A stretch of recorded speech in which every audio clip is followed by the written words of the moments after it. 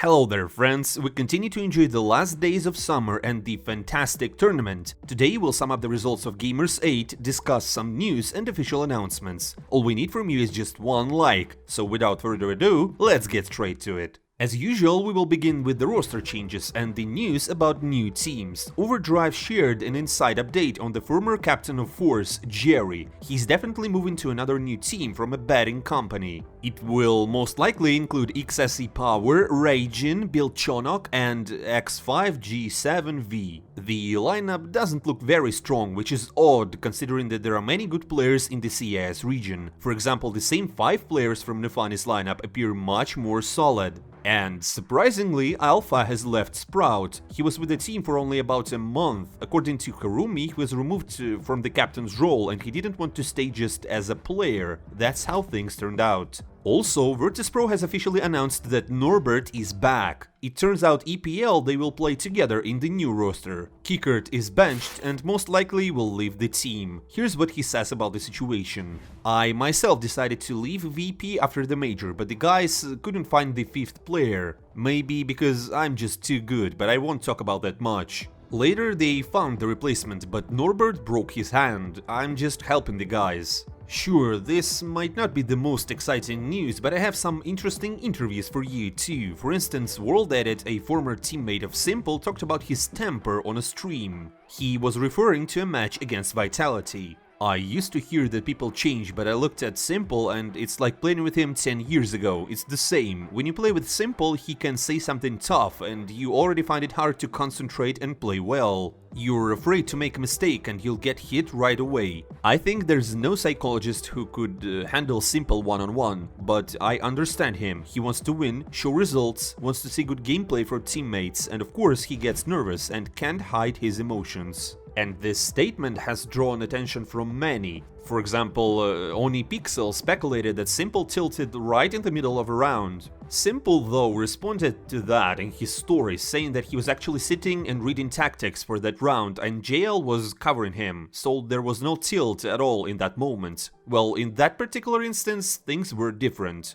And speaking of Simple's teammates, Navi players revealed a lot of interesting things in a new video on the team's channel. Here's what JL said. Regarding the match against Vitality, I would say we simply weren't there on the server. As if the admins gave us the wrong IP. We're not ready to beat a strong team like Vitality, at least not on Mirage. Today we could only celebrate individual highlights. If you did something incredible, you can be satisfied. There was no teamwork at all. And here's what Blade said. I think we'll be in good shape for our ESL Pro League Season 18. Our team has become much better at attacking on Mirage than on other maps. We're working a lot on this aspect. It's clear that the players know when and what they want to do in various situations. We need to do the same on other maps. It takes time. However, Simple had another opinion. He wrote after the game that their attack gameplay is getting worse and worse. Let's agree, it's strange that according to Blade, having 2 rounds on Mirage in attack is considered much better. Well, let's wait for ESL Pro League. Navi got a relatively easy group, so they are simply obliged to make it to the playoffs. Moreover, they have a whole month for preparations. Let's hope that the guys will work hard on fixing their mistakes, but for now it seems that Vitality is just trolling them on Twitter. By the way, there's some investigation conducted on Reddit and it turns out that Navi's trophies are directly linked to Simple's performances. It turns out that Navi has never won a trophy if Simple's rating 2.0 was below 1.31. In 2023, Simple hasn't achieved a rating above 1.24 yet, so with his current form, it seems that the trophies won't come soon. Let's move on, and next up we have Perfecto answering questions from subscribers. Do you regret leaving Navi with Electronic? I don't regret it, but I'll miss those times. Is it difficult to play as a support in Cloud9 after playing more active roles in Navi? No, I was mostly a support player all the time and roles were changed to try to strengthen our old gameplay. Name the best teammates throughout your career. Electronic and Milan. Do you maintain communication with your former Navi teammates, be it Simple, Boomich, Flamey? Of course, they are legendary people and I'm grateful to each one of them. Favorite hobby?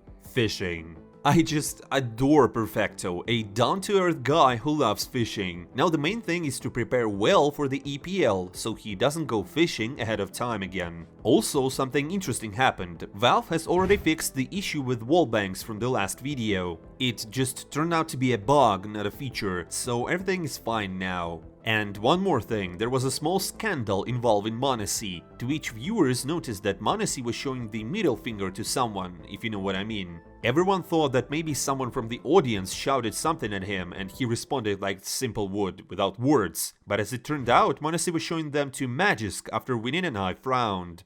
Well, that's what he says. What actually happened, no one knows. Maybe someone from the viewers did something wrong, like in Brazil. Friends, I have another fantastic news for you. My partner, MyCSGO, gives away free cases. What do you need to do? Well, it's as simple as possible. Just add $2 to your account. Well, the more you top up, the more free cases you get, and they drop 3 at a time. I haven't seen such generosity yet, and if you get skins of no interest, you can immediately trade them in a contract or upgrade to get an amazing skin. You can repeat that every day. The website has a special provably fair system so that you can check any operation, everything is open. They have been in the game since forever and you can find thousands of reviews on Google. The bonuses don't end there. You can receive a gift every day and by using my unique promo code in the pinned comment you will get additional one. Also, if you use live news as a promo code you will get up to 40% bonus for all your top-ups. It's just too good to be true, isn't it? But here we are. Click on the link in the pinned comment to get it all. Thank you, my dear kind friends, for watching the ad. Let's move on.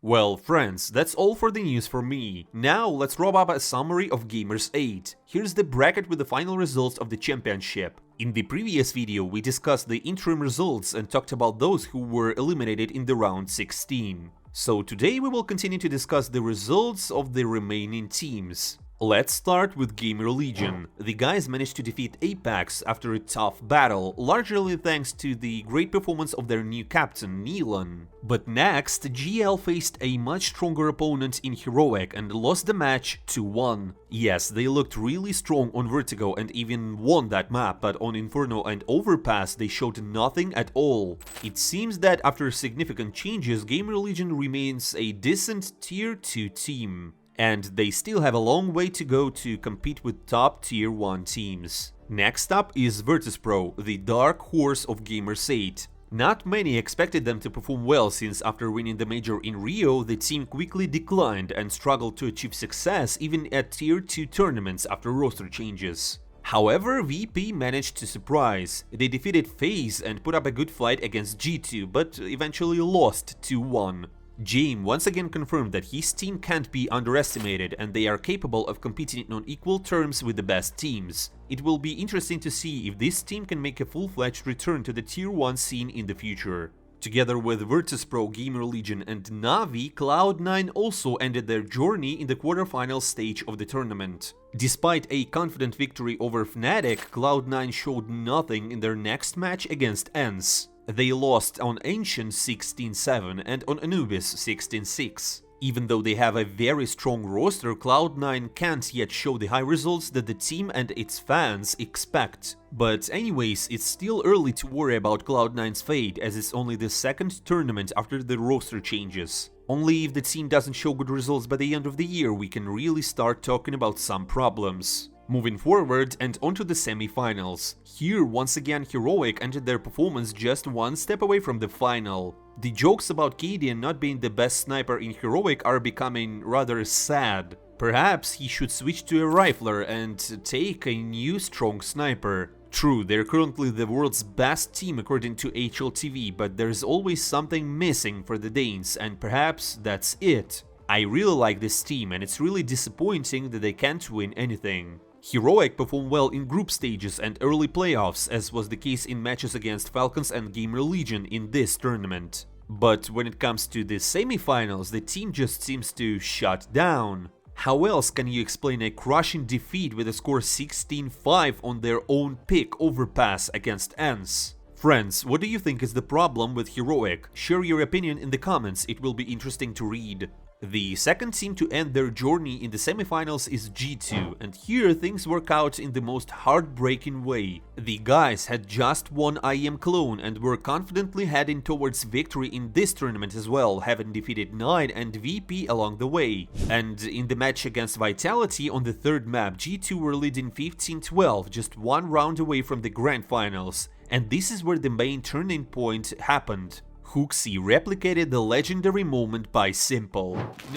But Simple, I don't know, man. If he just comes in with that, there's nothing. No, not that moment. Another legendary moment. This would be huge from Hooxi.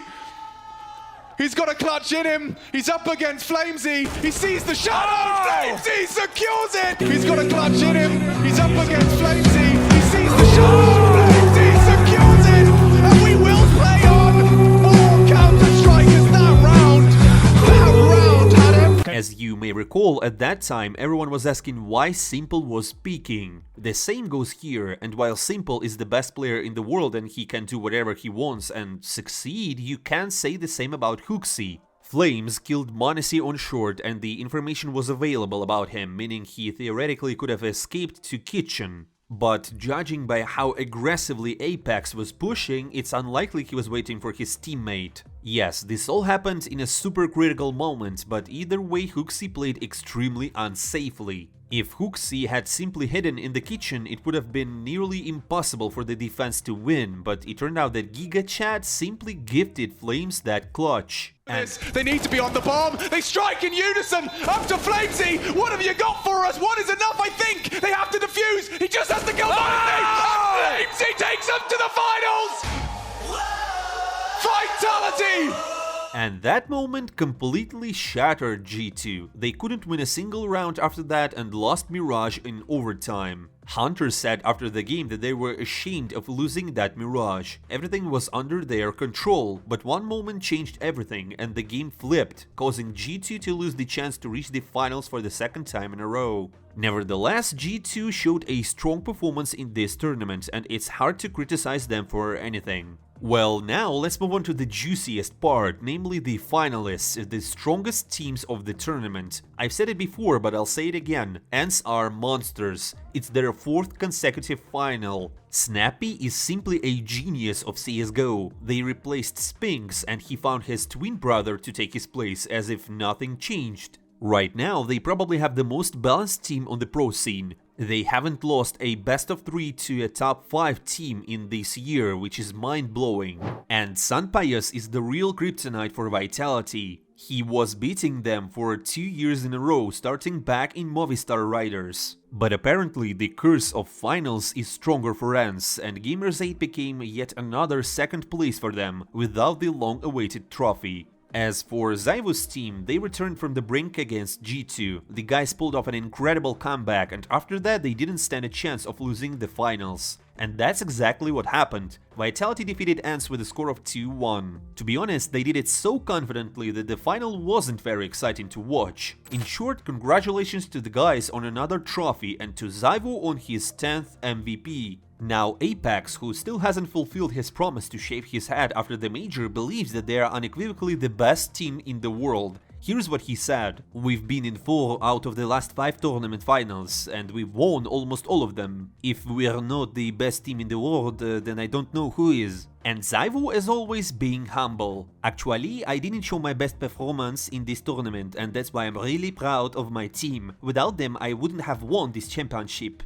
I'm not yet the best player in the world, I still need to prove a few things. A couple of years and we'll see." And here's what the wise old Snappy said: "We lost every pistol round, 5-0, 5-0, 5-0, not a single frag given, and then we lost to pistols again. It's very frustrating when it happens in the finals, and I think we should have taken the first 2 maps and won, but what you can do. The same thing happened on Nuke. We had excellent chances to win, but Vitality was better. That's what hurts the most. It's a shame for that kind soul, but what can you do? That's CS, the strongest team wins, and today it was Zyvo's team." With that, we conclude our summer adventure. Ahead lies the ESL Pro League, which will last a whole month. The groups are chill, but then the heat begins. So let's wait more interesting news, matches, and of course the release of CS2. Don't forget to sub to the channel so you don't miss the new videos. I'm not saying goodbye for a long time. See you soon.